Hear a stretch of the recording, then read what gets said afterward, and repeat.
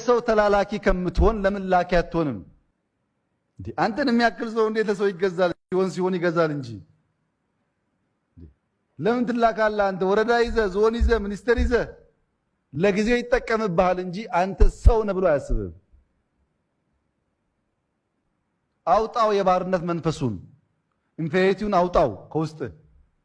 አቴታይም ሸኔና ብልጽግና መሆን በጣም ከባድ ነው ጓዶች፣ ይለያያል ሐሳቡ።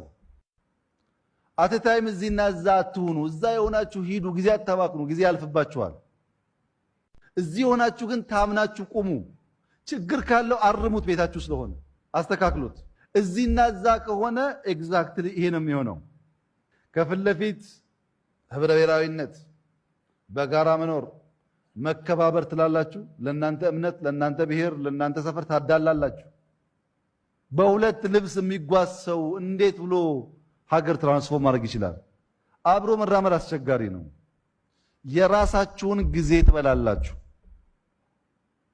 በነገራችን ላይ በተደጋጋሚ እንዳልኩት ብዙ ሰው ባንዳነት እንደ ጸጋ ይቀበለዋል እንጂ ምንም ባንዳ ብትሆን እመነኝ ያ ግሩፕ ካሸነፈ አይቀበልህም።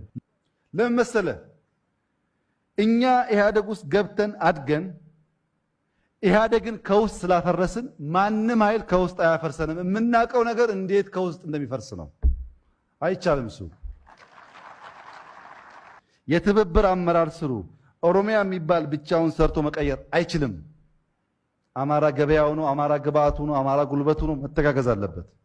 ወላይታ የሚባል አይችልም ብቻውን። ሲዳማ ገበያው ነው፣ ጉልበቱ ነው። ዳውሮ አይችልም ከከፋ ውጪ። ስልጤ አይችልም ከጉራጌ ከሃዲያ ውጪ።